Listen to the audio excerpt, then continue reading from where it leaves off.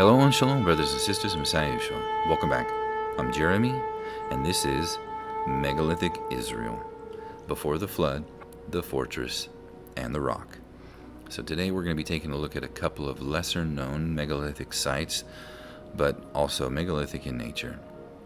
And for those of you that don't know my channel and haven't seen any of my videos before, I like to do a biblical teaching and then switch over to a megalithic site around the world, taking a look at it to see if it could actually be a megalithic pre-flood site. Because I believe that before there was a biblical flood, there was a Stone Age megalithic world. And this was a civilization built in stone, buried by the biblical flood. This flood covered that whole Stone Age world in water, leaving behind rubble, debris, buried ruins, fossils, and mud as evidence for us that the Word of God is still true, accurate, and relevant for life today. And so many of these sites that you see here are pictured. I've been to these, not all of them. And I've gone through and showed evidence of these things. I believe that they were created before the flood, that what the books of Jubilees and Enoch and Genesis talk about, the sons of God or the angels that came down and mated with women and created what they called the Nephilim or their children. And many of these sites, I believe, were found after the flood, like the book of Jubilees talks about, and they found what was carved in stone on these walls and attributed to the languages and so forth, attributed to the angels and before the flood. And so after the flood, the people found these cities and they developed religions based off of what they found carved in stone, whereas modern archaeology and science would tell you that these ancient religions carved these things based off of their beliefs. But I believe it's the other way around. As the book of Jubilees says, they found the cities and they inhabited them. They saw these languages that they couldn't speak, and these pictures of these fallen angels and or their children, as you see in the picture to the right and from Egypt, suppressing man. And they worshipped them as deities, but the Bible tells us that they are worshiping demons. And what a demon is, from the Book of Enoch, is that these fallen angels, when they were with the women, created children. The children all died before the flood, but their soul or their spirit was able to remain in the earth until the judgment in the end. And that's what Yeshua talks about when he casts out the demons. And they say, "Have you come to judge us before the time?" Because they were allowed to be in the earth until the final judgment. And we'll look at that final judgment here at the end as well. So I believe that all of these things were covered, such as you might see here in this picture. This isn't an actual megalithic site, of course, but I believe that it may have looked like this. And we recently went to India and showed you ancient drawings and pictures of the Kailash temple, where it was actually buried too at one point, like many of these places. And so also in India, we've looked at Rani Ki Vav here, and we see that it was once a park until they started digging and they found what you see to the right buried below. And it's like that with many places in India. Hundreds, you can be driving through there and you'll see a site that they haven't uncovered yet, or it just was not significant enough for them to do anything with. We also see that in other places like Mexico, and for the most part, it's just very expensive to dig these things up. And unless they find something significant, or it might be significant in size, they just kind of leave them. Same thing with Egypt, right? We've seen all over Egypt, they're discovering new things today. And the Sphinx here was completely covered all the way up to the head until the 1920s when they started digging up. And then they also found below this whole area a whole city that was covered. And so Mexico, same way in Chichen Itza at the pyramid there, you can see that they dig up these areas, and lo and behold, there's still more of it buried. And so they say that they left these places because of a drought. I believe they left them because they were destroyed by a flood. And same thing with Mexico. You can drive through that area and you'll still today see stuff that's buried that they have to still dig up. And so we've gone to many of these sites around the world. Today I've decided to go to Israel, like I said, a lesser known megalithic site. And people attribute these things to either the Romans or something around that area. But we're going to see today evidence of Roman techniques being placed upon megalithic techniques, just like we found throughout all the world, Egypt and so forth, that the very bottom layer is usually the megalithic, the pre-flood, I believe. And so let's go and take a look at Israel today. And so here on one of the coasts of Israel, you can see many of these different techniques used to build walls and so forth. And so you can see that these pillars that they put in here, they didn't carve those to be built into this wall. They found them and used them for that purpose. Now, are these pre-biblical flood? I don't know, but it's just showing my point that throughout the ages, people take these things and they don't restore them to their original. In most cases, they take these megalithic stones because they are hard to cut, and they reuse them and repurpose them for such things as this wall like this. All right, so as we get started, remember in Genesis 6:5 it says, "And you saw that the wickedness of man was great in the earth, and every imagination of the thoughts of his heart was only evil continually." And so we're going to Nimrod's fortress today, up in the northern Israel along the Syrian border, and we're going to talk about some very interesting things about this. So before we get started, what it says on Jewish Virtual Library about Nimrod's fortress, I'm not going to read this whole thing, you can read it for yourself, but what I want to point out is that it is at the base, the southern base of Mount Hermon, and we've talked about this before, Mount Hermon from the Book of Enoch and so forth. This is where the angels descended. So this would have been one of the very first megalithic places, and we've looked that there are many small megalithic sites all around Mount Hermon. And today we're going to one of the biggest ones, the Nimrod's fortress. Now, it's not attributed to being built by Nimrod, of course, but that's what it's called. We can see that they believe that this was built in the 12th and 13th century. This was the original. And they also think that maybe by Crusaders or so forth, or the Muslims, you're going to see some Arabic inscriptions that they carved into them after the fact, of course. And you're going to see many things that I believe give evidence of this place being pre-biblical flood. Now, I very well could be wrong for this place, but something tells me that this too is a pre-biblical flood site. So what I also wanted to point out is if you go to Wikipedia, though, and to look at this place, they're going to say it's more typically, they believe now that it wasn't 1300s AD, but maybe as far back as the 300s BC. And we've seen this at many other sites around the world that they originally say, they usually give things anywhere from about the 1000s to 1500 AD when they really don't know, because you can't date stone. And so they're just going to say, well, these techniques are this because one other place was dated that way, but that other place was dated that way because of somebody that was in the area and left some evidence. But very well, they could have all been pre-biblical flood, that people found these places and inhabited them and repurposed them. So again, from 13 to 1500 AD, now they think, let's go back almost 2,000 years, so 1,600 years, and say, we're thinking that maybe that's when it was actually put out there by the Phoenicians, or but not by the Romans and so forth, because normally the Romans get credit for all these things, or the Greeks, but now they're saying maybe it was the Phoenicians. Anyway, I believe it was pre-biblical flood. So let's get started. And here you can see new research by Dr. Elon Marguerite of the Tel Hai Institute, however, suggests that part of the fortifications date back to the 2nd century BCE. So it's not just Wikipedia. This is also coming from legitimate sites that they go, yeah, maybe not the 1300s. Let's go all the way back to the 2nd century BCE. All right. So driving up, as you look around, this is what you're going to start seeing. So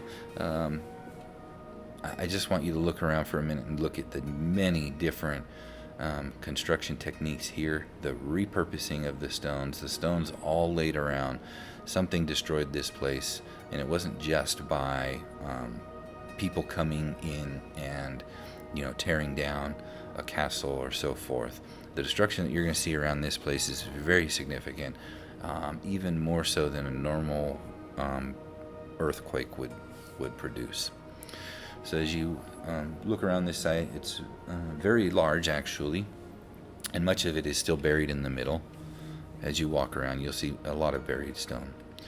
And so just like I said, looking, you can see much of this place is destroyed, but many different techniques, and they've taken walls, and some have used different mortars and so forth to try and put this back together, but the stones are strewn about all over the place.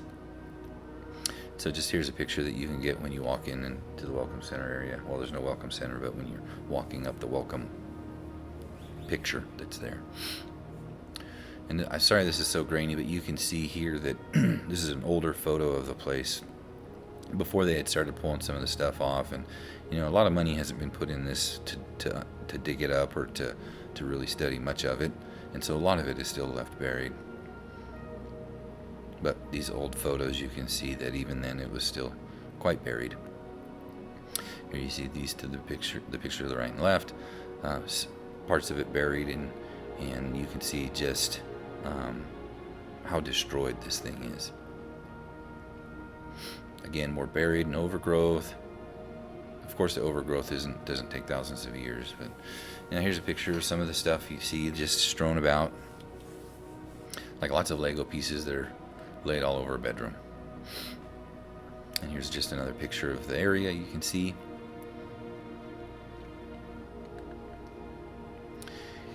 And so this is looking from a high point. You can see the whole area. So great strategic spot, of course, but as you look around, you can see how our modern technology, we've taken just some of these rocks and put them together to build walls over by where the people are standing, and it's not even put together very at least in some of the times they try to tightly fit them together a little bit better. But this is the same thing as we see at all of these megalithic sites around the world. They just can't put them back together the way they were, and so they get stones that kind of fit and put them back up. And so again, here's from the back looking all the way up towards the main part of the castle, and you can see still stuff all laying around in the same spot that it's been for hundreds of years, just left there. And again, just looking out, there's the Welcome Center that they're building it. When I went here, it wasn't finished yet, or they were remodeling it, I don't know. And so you can looking around the valley there.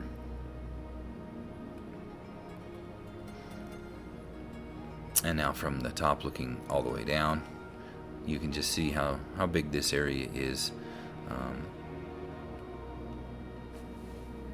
and just the view. It is a beautiful view, and if you ever get a chance, most of the tour places don't want to take you up here. It's a little bit out of the way, but I would suggest going to see it. It's pretty amazing to see, and there's not a lot of tourists that go here. Like I said, a lot of them stay out of the way of this place. I think it's because they really can't give answers because they don't really know who built it, and when they take you up there, the only inscriptions you can find are Arabic inscriptions, and so I don't know. Maybe that's not the reason. Okay, so here you can see again, for whoever tried to repurpose stones and trying to build up walls and so forth. Again, you can see the different stones that they tried to rebuild this place.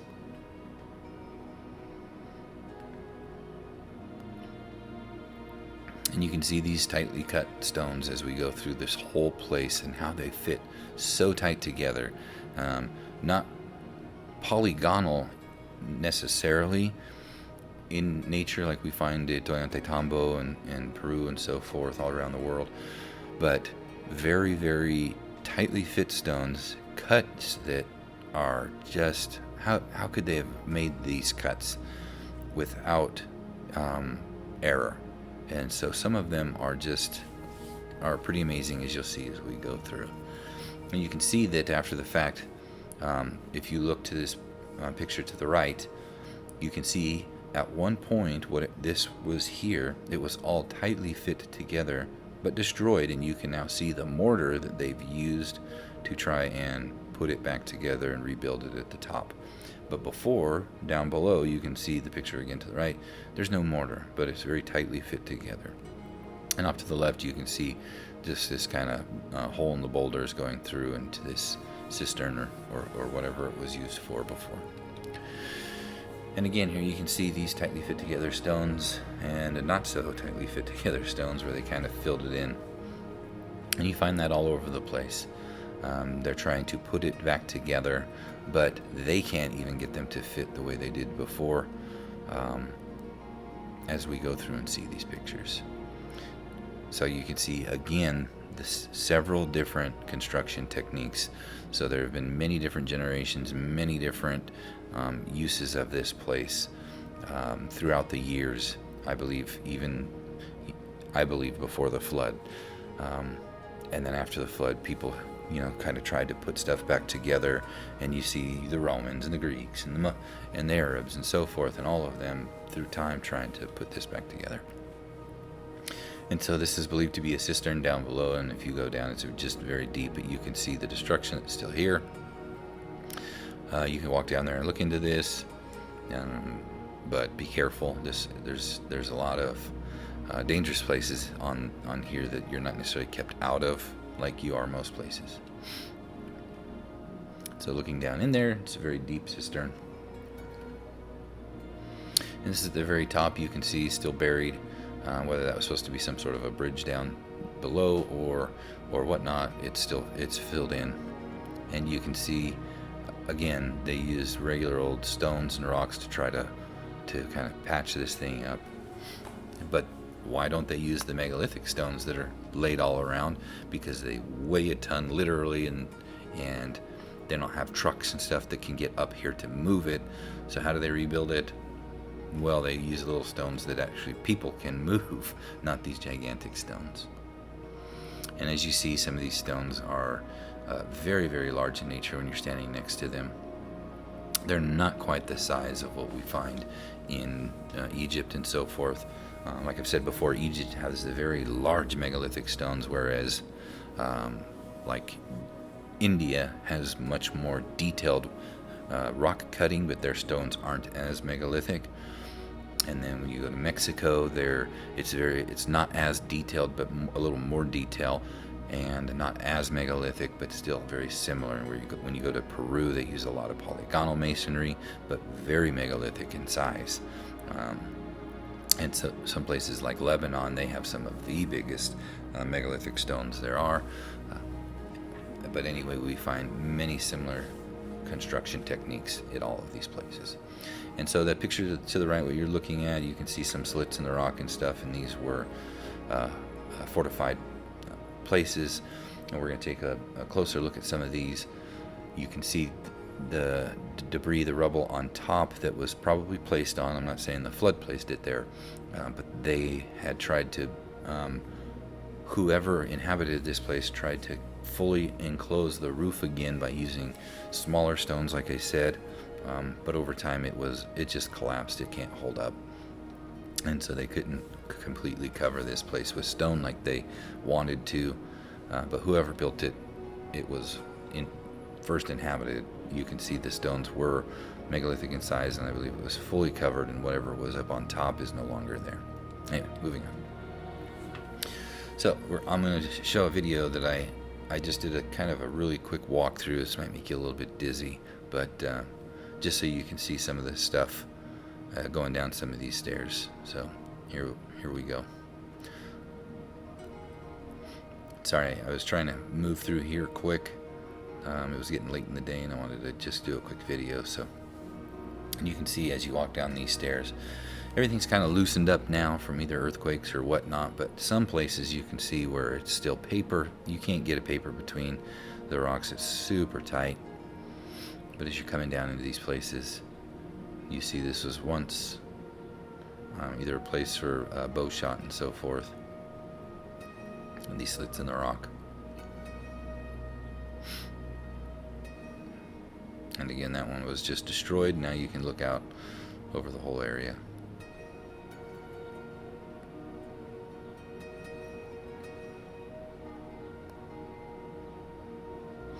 In many of these stones, you can see, as you look at them, some of them are very smooth and some of them are very rough. I don't know if they've roughed them up over the years or they've cut modern quarried stones that are very rough and tried to replace them? I'm not sure. But as you go through, you can see very smooth stones and very rough cut.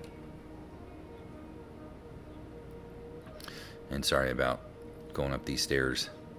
It's a lot of walking. If you ever go to any of these megalithic sites, make sure you prepare by doing a lot of walking several weeks or months before you go to get used to it. And so again, you can see how they try to rebuild on top of what was completely destroyed at one point. And some of the stones were, recut and repurposed. But as you go through many of these places, it's the same thing. Sorry, I should have got a picture of the top there, because it was just, you can see how they rebuilt it with smaller stones. And I know many people think that this is from, the Romans and so forth. But what we're going to look at here in a little bit is that it's very clear that the Roman architecture is placed on top of this megalithic, and that's why many people are starting to say, maybe this was before, the first century and so forth. As you look around, because they can't say that anymore, because the Romans, the more and more of these mosaics and stuff that they're finding, which were during the time of the Roman era, are placed on top of these megalithic sites that were buried, and so they just went over top of them. You don't cut megalithic stones just to bury them and then put a mosaic on top of it. Alright, so let's just take a look at some of these quick pictures, and you can see off to the right where they've put some of these Arabic inscriptions. And then you can also see, I think that one at the top, I don't think that is cuneiform. Kind of looks like it though from here. I think it's still Arabic, all of them. Anyway, you can walk through and see these and see the size of these stones. It's a handrail in the picture to the left that they've put in, and you can just see the size of these stones that have these kind of protuberances sticking out, which we see the protuberant stones at other megalithic sites throughout the world. Anyway, as you look at all these pictures, you can see, of course, just the debris that's all over.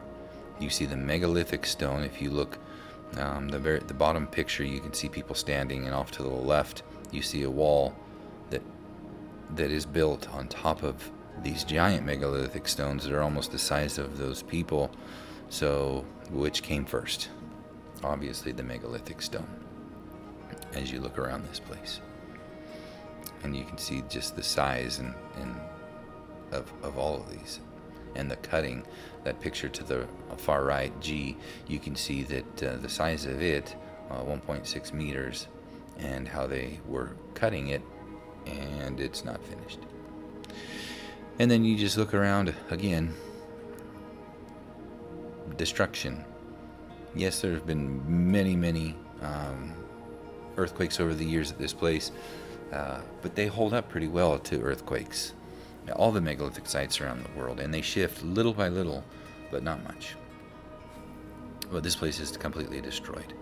And again, here you see the megalithic on the bottom, and then later eras trying to build up on top of it, several different layers going on top of this. And so here's the one we were talking about earlier. They tried to rebuild the whole top of the roof, and I think it just kind of keeps collapsing. They weren't able to do it. And another photo of that area, and then just the different construction techniques throughout.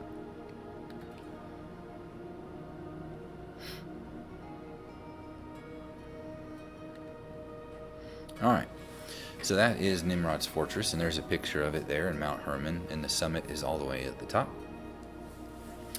And so we're going to talk here in a moment about Caesarea Philippi down at the bottom, where Yeshua says, "And on this rock I'll build my church." But before we get there, from Mount Hermon, even in the Book of Enoch tells us that that's where they descended. And it's even here in the Dead Sea Scrolls, I got right from the source, not a copy of Enoch or whatever, but right from the Dead Sea Scrolls, so one of the oldest known copies of it that we have. It says this: "And all of them said to him, We will take an oath and swear all under an oath one to another not to go back. This is go back to heaven. It says, any of us, in this enterprise until we have completed this work. Then they took an oath, all of them together, and they swore under the oath each other. It says, and they were 200, and all of them went down in the days of Jared upon the peak of Mount Hermon. And they called the mountain Hermon because they took an oath and said under an oath with each other upon it. And that word Hermon means having to do with an oath. It says, these are the names of the chiefs. Shemijah, who is the chief, and then it goes on through the names. And the oath was for them to come down and find wives, and they basically did that and built cities, and they were the kings, and their children were the kings, and so forth. And so that happened here. And what they found was this stela at the very top of Mount Hermon, which is now a UN watch base. But if you read the inscription, you can look this up. It talks about some sort of an oath. Now, I don't believe that the Watchers carved this. I believe that the Greeks later believed also that this was the site that this took place on. And so they put that pillar up there as a reminder. And so that's another thing, all the early church fathers and so forth, most of them believed the books of Enoch and Jubilees, and many of the early church fathers quoted from them. And there were a couple that did not, but the majority of them did. And we will show much of Paul's, what he's writing about. In my next couple of videos, I'll show how he actually quotes from such books like the Apocrypha and so forth, only things that are found there. And he quotes right from them, like 2nd Esdras and so forth. All right, moving on. So, Caesarea Philippi. Remember, this is where Yeshua himself makes him known to mankind, himself known. So the Watchers came down on Mount Hermon. They made themselves known to mankind there. And this is when Yeshua makes himself known to mankind, when he says to Peter, and on this rock I will build my church. We'll see that in a second. But first, in Jubilees, it says, and he found, talking about Canaan, a writing which former generations had carved on a rock, and he read what was thereon and transcribed it and sinned owing to it, for it contained the teaching of the Watchers, in accordance with which they used to observe the omens of the sun, moon, and the stars and the signs. Right? And we have talked about how I believe that the people found these after the flood. They inhabited them. They tried to rebuild them or put them back together, but in most cases they can't, because they could not lift the stones. And so they were left there strewn about for a long time. And they ended up creating religions based off of what they found on the walls. And so these would be the oldest known religions, except for obviously the God of Abraham, Isaac, and Jacob, that they tried to bring back to life, but they're not worshiping anything but fallen angels and their children. And I know that's hard for some people to hear, but I believe that it's simply the truth of what actually happened. And no, the Tower of Babel, it tells us they didn't build with stone after the flood. They built with mud brick. The children of Israel, when they were in Egypt, they didn't build pyramids out of those carved stones. They built out of mud brick with straw. And I've shown pictures of that mud brick on top of the megalithic brick. So what came first, the people building with mud brick or the people building with megalithic? Well, obviously the megalithic, because the mud brick was on top of the megalithic. Anyway, moving on. And so Yeshua says, he's talking to Peter, he said to them, but who do you say that I am? And Simon Peter answered and said, you are the Messiah, the Son of the living God. And Yeshua answered and said to him, blessed are you, Simon Bar-Jonah, for flesh and blood has not revealed it to you, but my Father which is in heaven. And I say also to you that you are Peter, and upon this rock will I build my church, and the gates of hell shall not prevail against it. So funny that he says that on that rock, the same place where those Watchers came, that mountain, and made an oath, that people worship them. And where does that lead? To the grave, to hell. And so here he says, and upon this rock will I build my church, and the gates of hell shall not prevail against it. Now, Peter's not the rock, but it's a metaphor in Yeshua. The metaphor is that Yeshua is the Messiah, the Savior that God has given for us, the one to pay the penalty for our sin. And so on that rock is what he's going to build his church. but he was standing there where they worshipped these pagan demons. I'm not going to say the name of the demon they worshipped there, but the very fact that they know it was a demon, and the Bible tells us that the demons are the disembodied spirits or souls from these children of the fallen angels.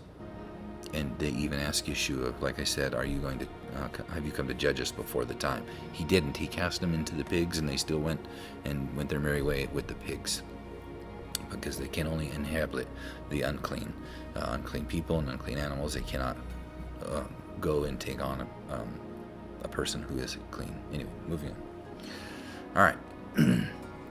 So there, from that same place that Yeshua would have said, if you look up to the north, there is Nimrod's castle, what we just looked at. And now we're standing where the same place where Yeshua was speaking to Peter, and he says the gates of hell will not prevail against it, because they called the place that we're going to look at next the gates of hell.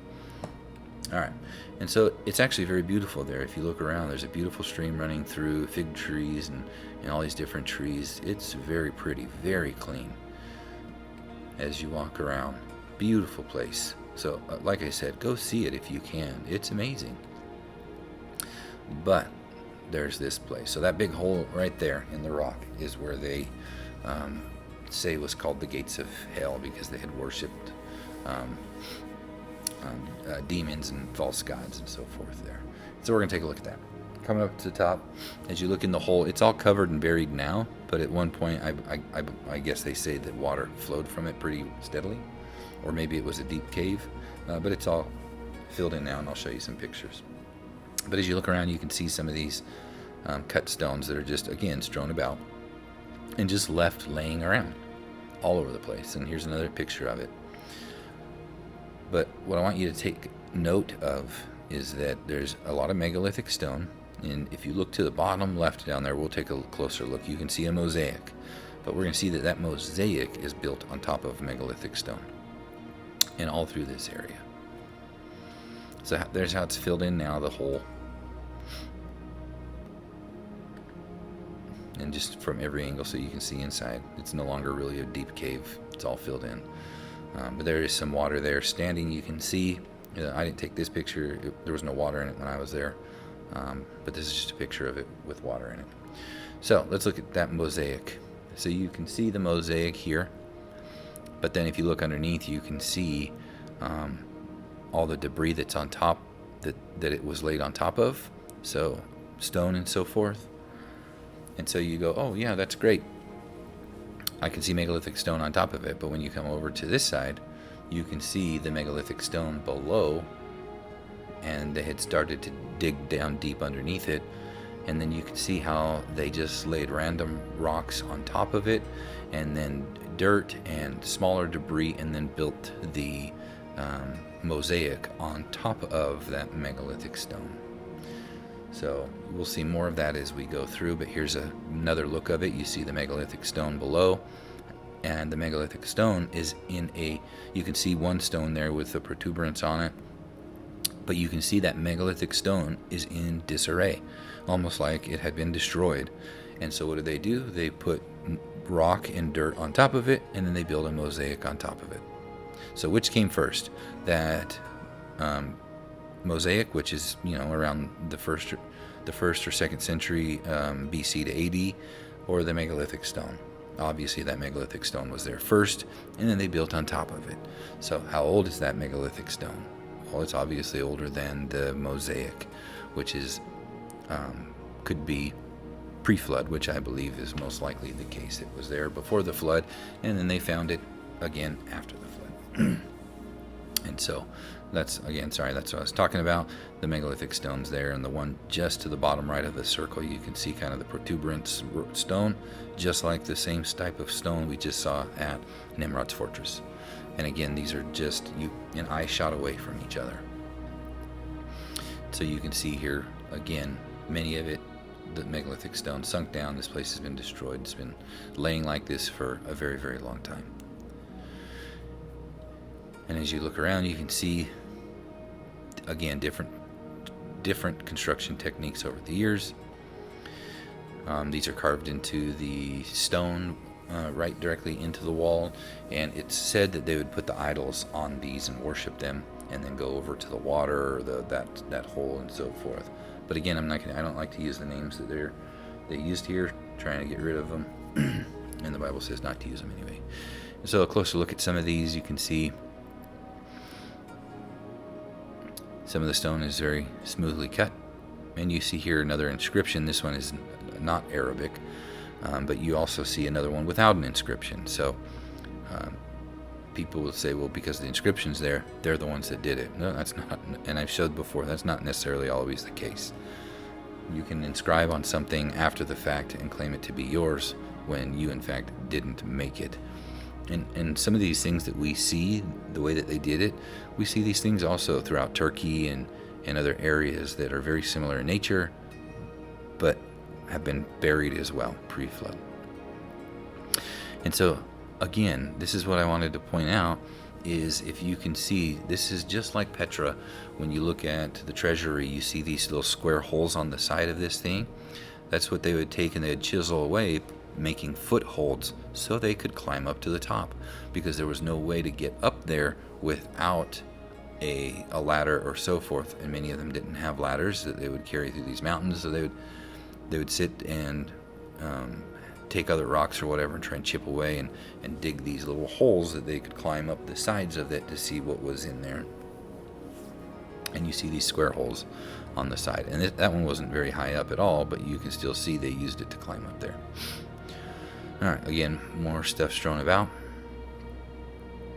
Now, when I went here, there was something that I didn't know about, and I'm going to show you guys here in a minute. And if I ever go back, I'm going to go to this place and take a look.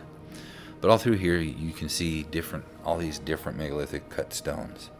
So, who cut these? Were they there before the flood? What were their purposes? Again, just like all these other places they find in India, Indonesia, Egypt, Peru, Bolivia, the Americas, South America, of course, all over the world, it's the same thing. These megalithic stones just strewn about, and nobody knows who built them, why they built them, but they're attributed to being certain people, but they couldn't duplicate them, nor do they have records of how they built them. We don't know. And the same with this place. And they say these are pillar bases. Well, yes, they are, but who built them and why? And so we're going to see here, looking at these two areas, I believe a big thing that gives it away is, again, the first century construction techniques. We know they had the olive presses and so forth, and we're going to see some of these that one of these is not like the other.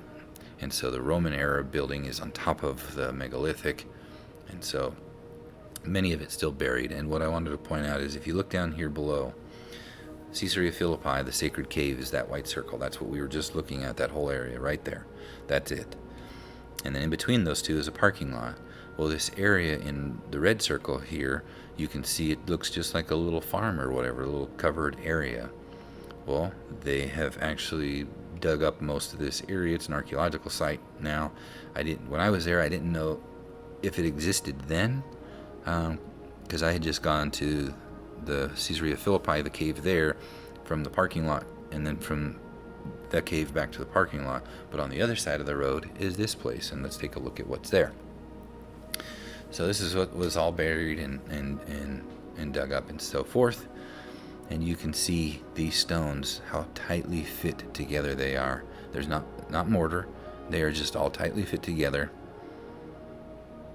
And you can see from the top that it was buried in this area here. Had all the green around it and so forth. Anyway.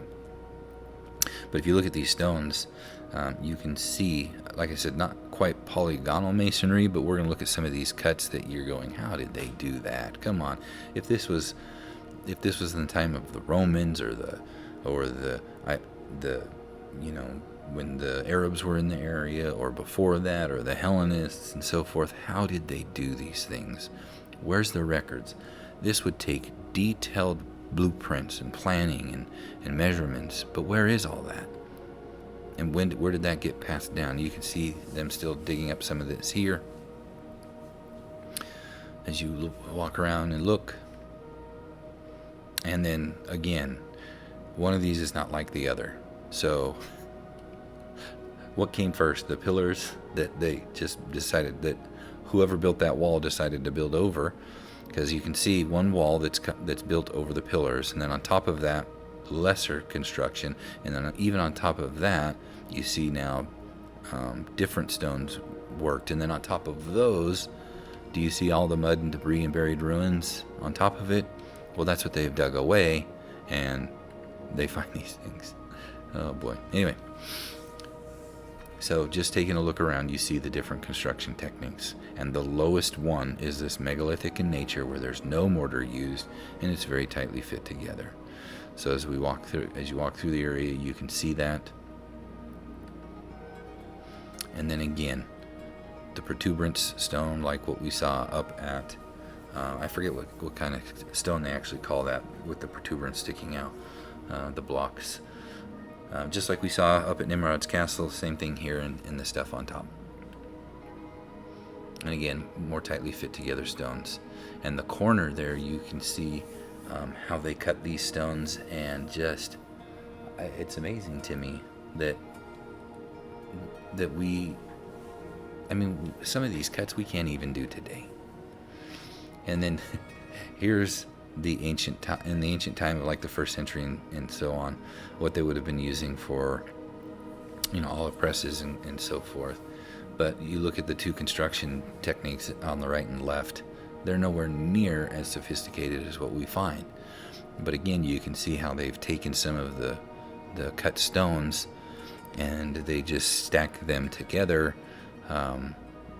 But this isn't, neither one of these holds up like any of these stones that we see here. These are tightly fit together stones. You can see like perfect straight lines. No mortar. And you see the corners where they dig out. I believe that a lot of those happen because they're trying to find, in many places they know that there's keystones in some of these, and they try to get the metal from them. I don't know if that's what they were doing there. They might have just been trying to drill holes in to hold it up or something. But again, here you see these, and we're going to see even tighter fit stones in this corner, these different cuts. And you can see here, if you look at that corner, right in here, all these different intricate cuts to make this stone, and how tightly fit together it is. And so here we have, again, these tightly fit stones. If you look to the one to the right, if you look at these crevices, just the type of planning and how they made these cuts in this stone. It's just amazing to me. And here's another one. More pillars, all the different types, marble and red granite. And some of these, some of this stuff is just, how did they cut these stones? These stones are so hard. And you see them just laying about off to the right. They found them. And then over here to the left, you see they're just laid over, destroyed, and buried. And again, just like all these other places around the world, they have to be dug up. And then they'd say, oh, well, the Greeks or the Romans built them. But very sophisticated systems. And you can see still buried in other stone, later just put on the top of whatever was supposed to be there. All right. So, again, could I be wrong? I could be wrong, but I think the evidence is here also for this place being pre-flood, and then people finding it after the flood and using it over and over and over again. And so this could have been maybe one of the very first pre-flood megalithic sites ever built, having been in the same area where the angels came down on Mount Hermon and gave their knowledge to mankind and started these things. So this would have been just probably one of them, and I believe that these fallen angels probably went all over the world, created their own little cities, which grew but there were 200 of them. And so could there have been 200 megalithic sites around the world that were the main hubs, and then they created more from that? That is my belief. And that's what I believe that most of the ancient biblical and extra-biblical text suggests. And we talked about, right, when we look at these texts, people go, oh, they're written by man. But I showed last time from when the Bible says that in Job that he made the cloud a garment for the earth. So the cloud is like a garment. And when we talked about the tzitzit, when I told you to put the blue border on your garment, we see the blue border that surrounds the earth. Who could have known that? Nobody could have. Only the God of heaven and earth, that this earth was once surrounded by a full-on white cloud. A beautiful white garment covered the cloud, and it had a blue border above it. And so when the Bible tells us to do that and put the tzitzit on the clothing, I believe that it was one more of those things that's going to say, hey, look, I knew this before anybody, and just another evidence of those things. All right, we talked about it. It says, but as in the days of Noah, so shall also the coming of the Son of Man be. I believe the earth tilted and caused the flood. And I believe that from Enoch, and I know many people say, well, some translations don't say tilt, but it says it sank down on one side. Oh, any way you want to look at it, that the earth tilted, whether it sank or it tilted, that's what Enoch says caused the destruction that was coming.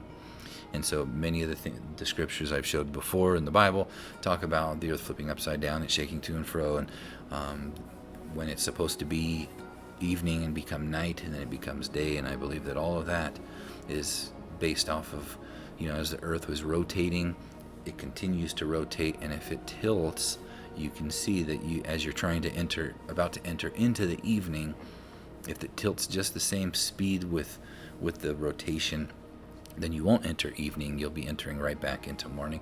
And I show that here in this picture. And the same thing as the earth tilts, right? It says the blood becomes red, like the moon becomes blood red, right? And as the earth tilts and rotates at the same time, we are supposed to go into evening, but now you can see we're going into the day again. So now it's no longer evening, but it's morning, but that same rotation continues. So a double day. Right, you have 12 hours of daylight, and then right when you're to go into night, the earth tilts, and now you have another 12 hours of daylight, and you have to go around. Only now the earth is upside down, but everything will still pretty much look like it is, except for the stars. They will have changed because now they're kind of upside down to us. And the difference also, that those that are in the nighttime, they do 12 hours of night. When they're about to come into day, nope, they're going to do another 12 hours of night with this model. And also, guess what's going to happen? It's going to look like a third of the stars are falling to the earth, because they're not going to go down the way that they normally do. Anyway, that's my horse in the race. I believe that that's probably more likely what's going to happen when these things take place. And so all over the world, we have these megalithic sites that are buried, several different construction techniques. And it is so much evidence for the flood. But even Peter mentions it. He says, knowing this first, that there shall come in the last days scoffers, walking after their own lusts, and saying, where is the promise of his coming? For since the fathers have fallen asleep, all things continue as they were from the beginning of creation.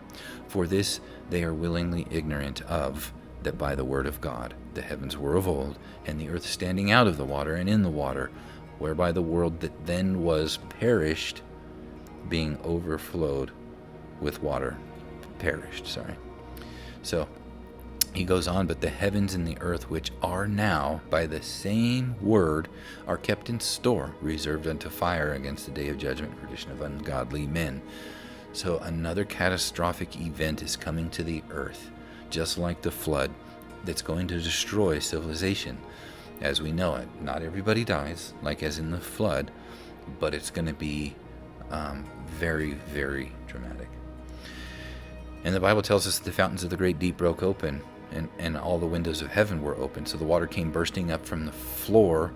We see the scars of the fountains of the great deep breaking open and pushing that water. The evidence, again, they could not have known this when they wrote that book of Genesis, unless God gave them that information. So when people say that, oh, the book is written by man, yes, it is written by man, but inspired through the Ruach HaKodesh, giving them the word from God, giving them the information.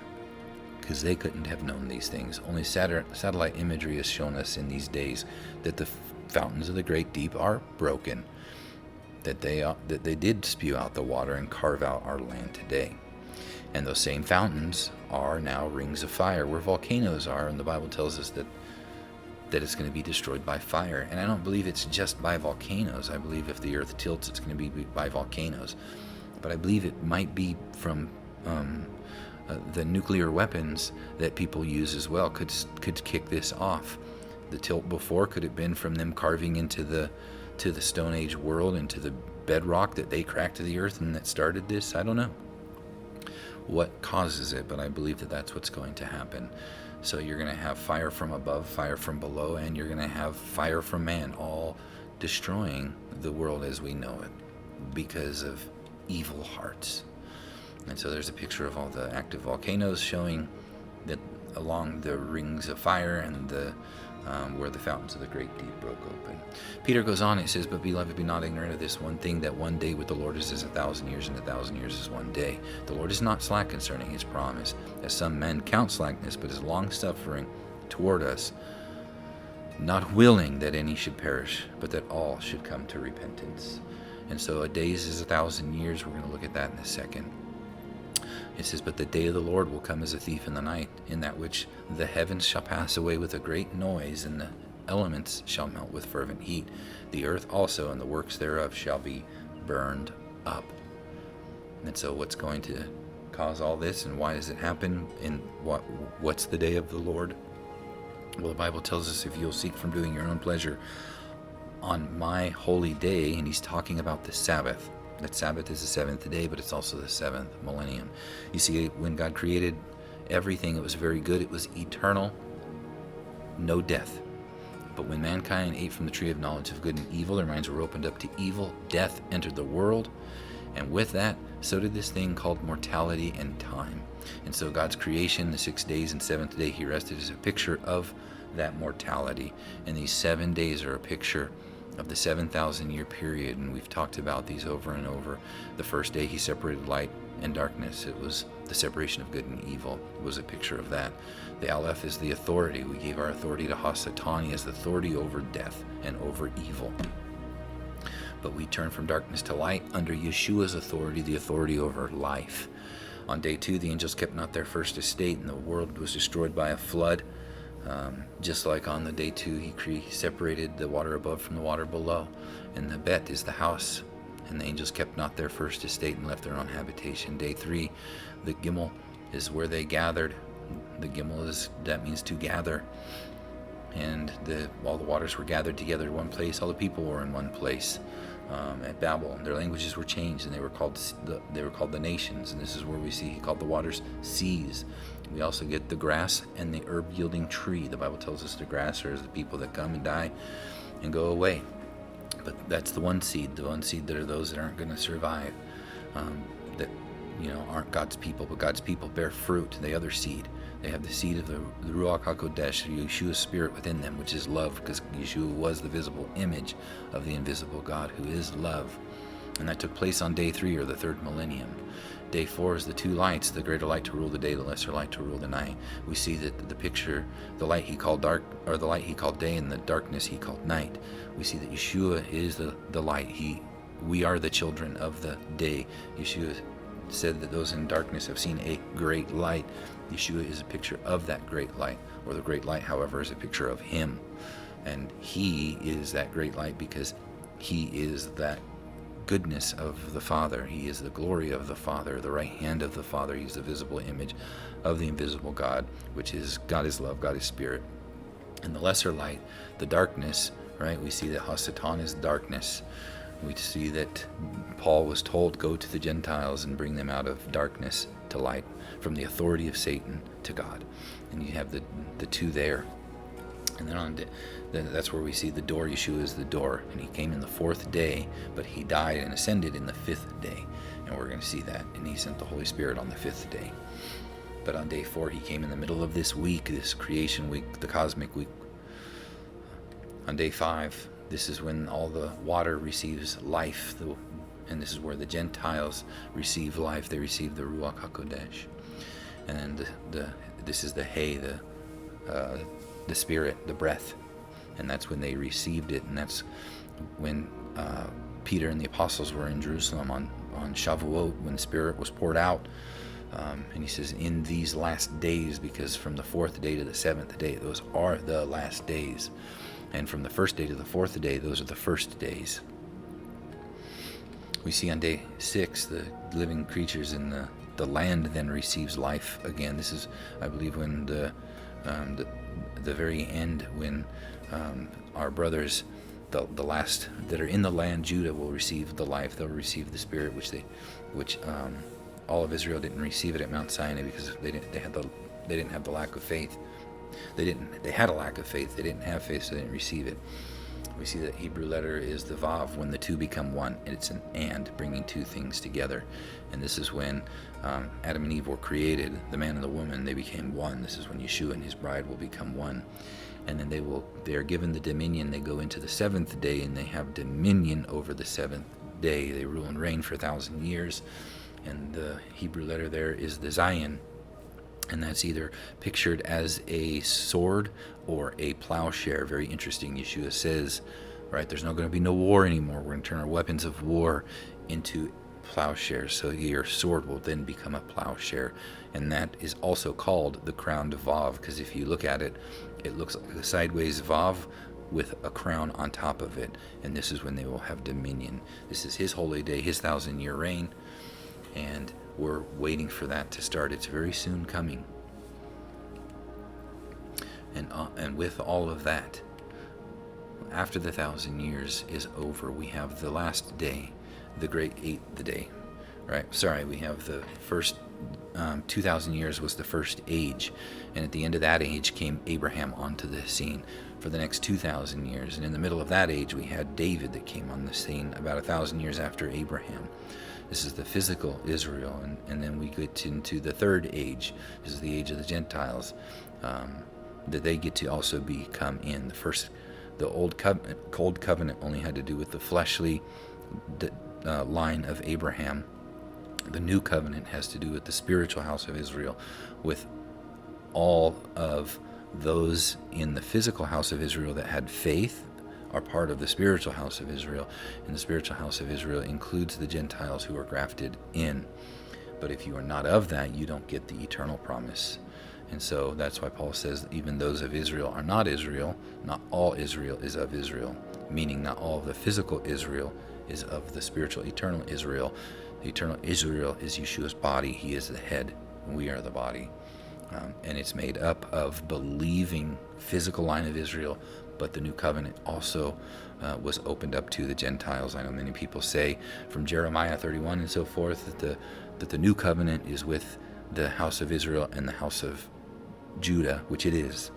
But they forget the other scriptures where it says that he will send them out to be a light to the Gentiles and a covenant to the people. So it's also a covenant to the Gentiles and to the people.